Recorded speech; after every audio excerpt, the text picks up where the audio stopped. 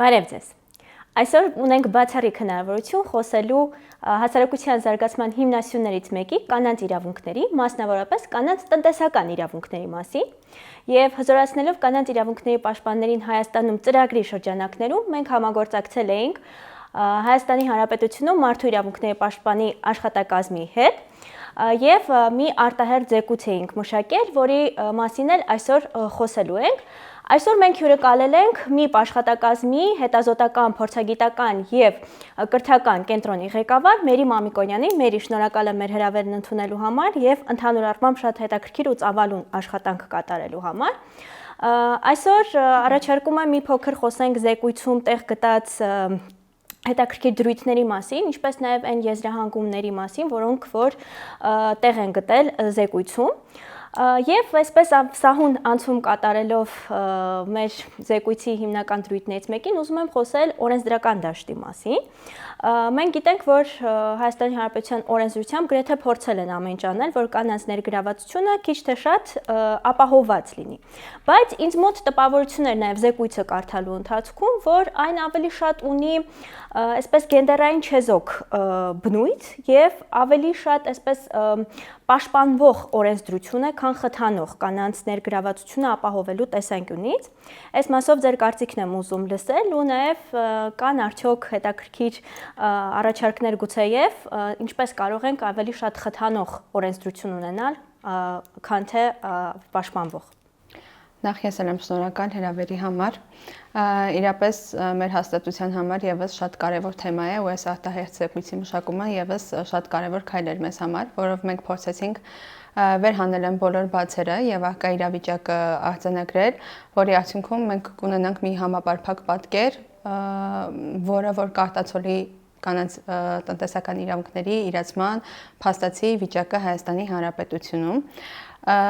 Ձեր տպավորությունը օրենսդրության վերաբերյալ բավականին տեղին է, որովհետև մեր ուսումնասիրությունները եւս ցույց են տալիս, որ Հայաստանի Հանրապետության օրենսդրությունը, որը ընդգրկում է ինչպես սահմանադրությունը, այնպես էլ մնացած իրավական ակտերը, որոնք որ վերաբերում են իրավահավասարությանն ու խտրականության արգելքին, դրանք բավականին գենդերային առումով չեզոք են, այսինքն բոլոր տեսակի նորմերով գրեթե փորձ է արվում պաշտպանել կանանց տնտեսական իրավունքները, սակայն որևէ նորմով չկա հստակ ամրագրում առայն, որ կանանց տնտեսական իրավունքները պետք է խթանել։ Խնդիրը կայանում է նրանում, որ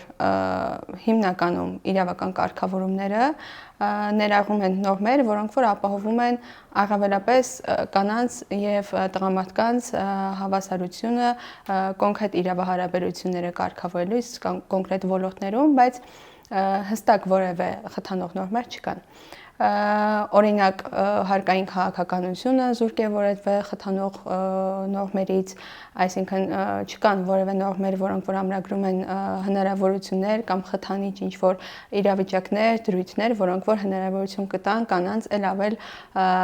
ակտիվ ձևով կամ արդյունավետ կերպով ներգրավել օրինակ գործարարության մեջ։ Եթե խոսենք քայլերի մասին, թե օրինակ ինչ քայլերով կարող ենք առաջ գնալ, որպեսզի գենդերային չեզոք օրենսդրությունից անցում կատարենք դեպի առավել խթանիչ օրենսդրություն, ապա առաջին քայլը իհարկե կարող է լինել օրենսդրական փոփոխությունները, բայց օրենսդրական փոփոխությունները դրանք ինքնին իրենցով միայն բավարար չեն, որովհետև այստեղ բացի նրանից, որ պետք են օրենսդրական փոփոխություններ, նաև պետք են արդյունավետ կառուցակարգեր, որոնցով հնարավոր կլինի իրապես իրացնել եւ երաշխավորել կանանց տնտեսական իրավունքները։ Այդպիսի կառուցակարգերը հնարավոր կարող են լինել մի շարք աշխատանքների միջոցով, այդ թվում կրթության, իրազեկման, բարձրացման ձևով եւ համապատասխան քաղաքականությունների մշակման եղանակով։ Այ կառուցակարգերի մասին խոսեցիք, շատ հետաքրքիր է, որտեղ կառուցակարգերի բացակայություն եւ կանանց ներգրավման քվոտաներ որոշումների կայացման գործընթացում թեպետ նկատելի է որոշ ճյուղերում, օրինակ օրենսդիր դաշտում, ԱԺ-ում կա այդպիսի քվոտավորում կամ եթե այլ տեղեր դիտարկենք, օրինակ կենտրոնական ընտրական հանձնաժողովում կամ տեսալուսողական մեդիայի կարգավորող մարմնում, բայց կան կառավարությունում, մասնավորապես նախարարների պաշտոն կամ այլ տեղերում քիչ նկատելի է, որ այսպիսի պարտադիր բնույթի կառուցակարգեր լինեն, եւ շատ հաճախ ինձ մոտ նաեւ տպավորություն է եւ նաեւ մարդիկ են կիսվում իրենց կարծիքով, որ կարծես թե սա արհեստականորեն ներմուծված է, որ քվոտավորում լինի, եւ երբեմն նաեւ կարծիք եմ լսել հենց տղամարդկանցից, որ ասում են, որ շատ հաճախ զուտ կանանց ներգրավում են օրինակ քաղաքականության մեջ, այն բանի համար, որ այդ քվոտավորումը ապահովեն եւ նրանք երբեմն զբաղեցնում են այն տղամարդկանց տեղը, ովքեր որ իրապես հետաքրքրված են քաղաքականությամբ, այլ ոչ թե քվոտավորման պետք է լինեին այնտեղ։ Իրականում դա բավականին տարածված կարծիք է։ Հարցի պատասխանը բավականին երկար է ու կոմպլեքս պատասխան է ենթադրում, բայց փորձեմ մի քանի դետալներով անդրադառնալ հարցին։ Իրականում նույն քվոտաները հենց խթանիչ գործոններն են հանդիսանում, որոնց մասին որ մենք խոսում ենք։ Այսինքն առաջին հայացքից թեև դրանք կարող են թվալ արհեստական, բայց դրանք խթանում են կանանց պատկերացնել իրենց X-Y պաշտոններում եւ նաեւ ձևավորում են արդեն նոր սերնդի մոտ որոշակի մոտեցում, որ կանայք եւս կարող են լինել այդպիսի պաշտոններում։ Ինչ վերաբերում է դրանց վերաբերյալ մոտեցումների վերափոխմանը, ապա կարծում եմ առհասարակ հասարակությունում կնոջ դերի վերաբերյալ ընկալումները եւ պատկերացումները պետք է վերափոխել այն տրամաբանությամբ, որ որոշակի պաշտոններում կանանց ներգրավվածությունը նորմալիզացվի եւ համարվի բնականon տրամաբանության շրջանակներում տեղավորվի։ Դա կարող է լինել եւ արդեն հաջողության հասած կին պաշտոնատար անձանց օրինակներով, օրինակները ներկայացնելով կամ հենց վաղ հասակում առաջնորդության դասընթացների կամ ծրագրերի իրականացմամբ կարող է լինել։ Այս կերպով հնարավոր կլինի օրինակ խթանել հասարակությունում պատկերացումների վերափոխումը, շատ կարևոր դեր ունի, օրինակ նաև զանգվածային լրատվության միջոցները եւս շատ կարևոր դեր ունեն, այս մասին նաև ՄԱԿ-ի համապատասխան կոմիտեն է խոսել, որ զանգվածային լրատվության միջոցները եւս պետք է խթանեն, որպեսզի կանանց վերաբերյալ պատկերացումները պատշաճ լինեն եւ պետք է բացառեն այնպիսի խոսույթը կամ այնպիսի նյութերի տարածումը, որոնք որ հակառակ տրամաբանությամբ կարող են բացասական պատկերացումներ ձևավորել կանանց դերի վերաբերյալ։ Մեր ուսումնասիրությունը արտահերթ զեկույցը եւս պարունակում է որոշակի օրինակ սոցիալական հարցումների արդյունքներ, որոնք որ եւս նկարագրում են, որ կանանց որոշակի պաշտոններում հասարակությունը չի պատկերացնում եւ ցավալին այն է, որ կանանց մեծ զանգված, իգական սեռի ներկայացուցիչների մեծ զանգված եւս նույն կարծիքին է, թեև համեմատության մեջ տղամարդկանց մեծամասնությունն է այդպես կարծում, կանանց մոտավորապես կեսն է, որ այդ կարծիքին է, ըստ այդ սոցիալական հարցումների եւ այստեղ խոսքը գնում է ոչ միայն ղեկավար պաշտոնների մասին կամ քաղաքականության մասին, այլև կոնկրետ որոշակի մասնագիտությունների մասին, որ դրանք ըստ այդ ընկալումների հարիվ չեն կանանց։ Շատ հետաքրքիր թեմա է կարծրացում ընդհանուր առմամբ մեդիայի մասով եւ մեդիայում սոցիալական մեդիայում կանանց արձագանքի մասով, որովհետեւ դեռ երբ ուսանում էի, քաղաքագիտության բաժնում էի սովորում, այնտեղ հետևում էի միջազգային լրահոսին, այսպես միայն հայաստանյան ոնց որ խնդիր չի եւ հետաքրքիր էր թե ինչպես էին լրատվականները նաեւ մեկնաբանում, օրինակ, չգիտեմ, այն ժամանակ Գերմանիայի կանցլեր Անգելա Մերկելի հագուստին էին անդրադառնում եւ ուշադրություն չէր դարձվում բովանդակությանը, հա, մի արտաքին տեսքին էր կամ ժեստիկուլյացիային էր ավելի շատ ուշադրություն դարձվում եւ այդ նույն խնդիրը կարծես թե շարունակվում է եւ արկա է Հայաստանում, որովհետեւ որ մեդիա մոնիտորինգ ես անում որպես սովորական քաղաքացի, դու տեսնում ես, որ նույն մեկնաբանությունների բաժնում կանայք ավելի շատ են կանանց գործնեությանը անդրադառնում, այսպես նեգատիվ բացասական իմաստով, քան տղամարդիկ իրականում եւ դա խնդիր է եւ կարծում եմ նաեւ մեդիան այդ մասով պետք է ֆիլտրի, վիրավորանք եւ ատելության խոսք պարունակող բովանդակությունը պետք է հեռացվի այնուամենայնիվ։ Եվ իրազեկման մասով ես կարծում եմ, որ օրինակ հաշվի առնելով Հայաստանի Հանրապետությունում ուրբանիզացիայի բարձր մակարդակը, այո, Երևանում գուցեև այս հարցերին շատ մեծ անդրադարձ կա, բայց նույն մարզերում կարծրատիպերը կարծես թե, եթե չեմ սխալվում, շարունակում են լայն տեղ գտնել եւ դրա արդյունքում էլ շատ հաճախ կանայք իրենց են սահմանափակում, այսինքն ոչ միայն ընտանիքներն են, հա, իրենց սահմանափակում, այլ իրենք են իրենց սահմանափակում։ Եվ այս մասով որոշում կայացման հետ կապված գործընթացի ես կուզեի խոսենք մի փոքր գենդերային այդ խզվածքի մասին, թեպետ զեկույցում կարծես թե նշում եք, որ բարելավում կա, բայց այնուամենայնիվ գործնականում կարծես թե այդ բարելավումը այդքան էլ լավ արտահայտված չէ։ Եվ եթե չեմ սխալվում, համաշխարհային բանկն էր ոնց որ զեկույցում անդրադարձել խզվածքին եւ 30%-ի մասին էր խոսքը գնում, որ աշխատավարձերի տարբերությունը 30% է կազմում։ Այս մասով կուզեի մի փոքր նաեւ անդրադառնայիք։ Նախ անդրադառնամ համաշխարհային բանկի կողմից արձանագրված ցուցանիշներին, մենք եւս մեր արտահայտցեկությունում դրան անդրադարձել ենք, ըստ համաշխարհային բանկի կողմից կատարված հետազոտությունների տղամարդկանց եւ կանանց վարձատրության խզվածքը կազմում է 25-ից 30%, ինչ վերաբերում է գենդերային գլոբալ այսպես ասած խզվածքին, որը որ համաշխարհային ցուցանիշ է, որը անդրադառնում է տարբեր երկրներում գենդերային հավասարության այսպես ասած վիճակին, ընդ որում թվային տվյալներով, մենք դրան եւս անդրադարձել ենք արտահայտցեկությունում ու պետք է նշեմ, որ Հայաստանի Հանրապետությունում վիճակը բավականին այսպես ասած բարելավել է, մեծ առաջընթաց է ունեցել Հայաստանի Հանրապետությունը 2016-ից 2023 թվականների ընթացքում եւ իր տեղը 146 երկրների մեջ 102-ից բարելավել է եւ 2023 թվականի դրությամբ զբաղեցրել է 61-րդ տեղը։ Սակայն այս մասով պետք է նաև անդրադառնալ այն հարցին, որ նշված առաջընթացը կայուն չէ, որովհետև օրինակ 2024 թվականի ընթացքում գլոբալ խզվածքի տվյալների համաձայն 64-րդ հորիզոնականն ենք զբաղեցրել։ Սա խոսում է այն մասին, որ չնայած նրան, որ փորձեր արվում են վիճակի բարելավման ուղղված, այդ փորձերը կայուն չեն ու համապարփակ ձևով չեն իրականացվում ու այստեղ շատ տեղին կլինի խոսել է ռազմավարական փաստաթղթերի մասին, իրապես տարբեր խնդիրների, գլոբալ խնդիրների լուծման համար շատ կարևոր նշանակություն ունեն ռազմավարական փաստաթղթերը ու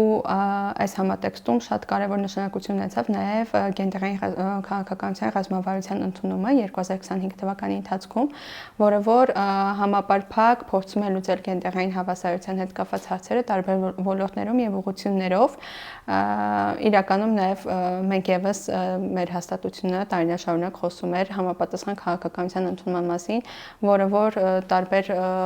ուղղություններով եւ կետերով կփորձեր թիրախավորել բոլոր տեսակի խնդիրները։ Բաժներից է, չէ՞, բաղկացած։ Կարծես թե այո։ Այո, մեծ կատեգորիաներով։ Այո, կարծում եմ, որ ընդհանուր ռազմավարությունը շատ մեծ դրական փոփոխությունների կարող է հանգեցնել, բայց էլի, եթե գործնականում կարողանան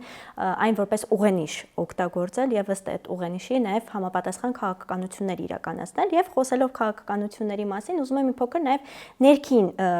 մեր գործողությունների մասին խոսել, ինչպես ենք օրինակ մենք խնդհատում, այսպես ասած, կանանց տնտեսական իրավունքների իրացմանը, մասնավորապես մենք գիտենք, որ կինդ եւ տղամարդ տարբերությունը Հայաստանի Հանրապետությունում առավելապես նաեւ ընկալվում է ընտանիքում դերով պայմանավորված, շատ հաճախ կանայք, երբ որ արդեն ամուսնանում են եւ երեխա են ունենում, երեխայի խնամքի հետ կապված զբաղվածությունը ապահովելու հետ կապված նաեւ այս վերջերս շատ լուրջ խնդիր էր, եթե չեմ սխալվում, մանկապարտեզներում, Երևանում ամեն դեպքում մեծ խնդիր էր տեղերի չլինելու հետ կապված եւ ստիպված էին արդեն ծնողները վճարովի մանկապարտեզների կամ ուսումնական հաստատությունների դիմել։ Այս մասով, եթե չեմ սխալվում, Հայաստանի Հանրապետությունը մշակել էր այսպիսի մի ծրագիր դայակ պետության աջակցությամբ եւ ընդհանուր առմամբ կան նաեւ օժանդակող ինչ-որ բաներ, օրինակ կերակրասենյակների առկայություն,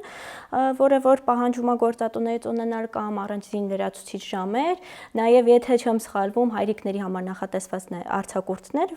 բայց ոնց որ թե գործնականում դրանք այդքան էլ չեն իրացվում, չեն կիրառվում, նաև էլի կարծրատիպերով եւ մտածելակերպով պայմանավորված, խնդիրներից մեկը դա է։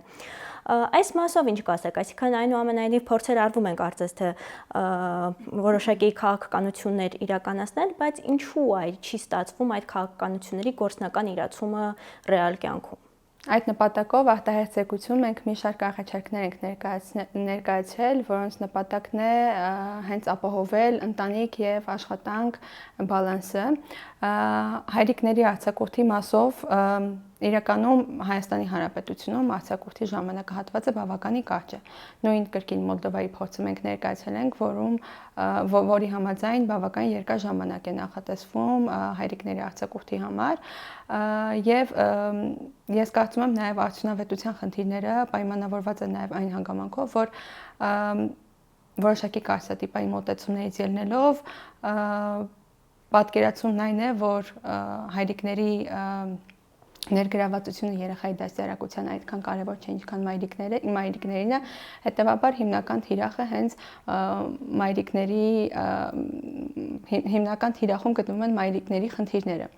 Եվ շատ հավանական է, որ անգամ հայրիկները հաճախ չեն էլ օգտվում այդ արձակուրդից, որ նախատեսված է երեխայի ծննդյան համար։ Հետևաբար ամփոփելով խոսքս կարծում եմ, որ շատ կարևոր է բոլոր դետալները հաշվի առնելը եւ այդ բոլոր դետալների հաշվառմամբ մոտեցումներ ձևավորելը եւ օրենսդրության մակարդակում եւ կառուցակարգերի, որովհետեւ նույն կերակրասենյակների մասով հստակեցումներ չկան, օրինակ, որ հաստատություններում դրանք պետք է լինեն, քանիսը պետք է լինեն, կամ արդյոք բոլոր հաստատություններում ներկայում այդ կերակրասենյակները նախատեսված են թե ոչ։ Սրանք հարցեր են, որ իրականում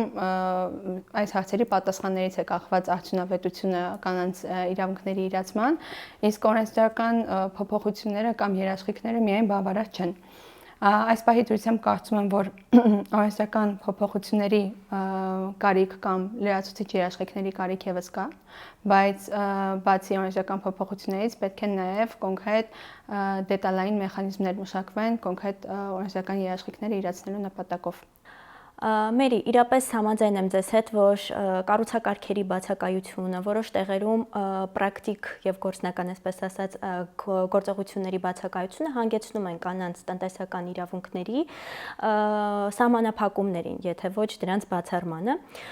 Հետևաբար, այսպես համապարփակ լուծումները միայն կարող են նպաստել, որ կանայք տղամարդկանց հավասար կարողանան իրացնել իրենց իրավունքներն ու հնարավորությունները տնտեսական, մասնավորապես տնտեսական մասով, եւ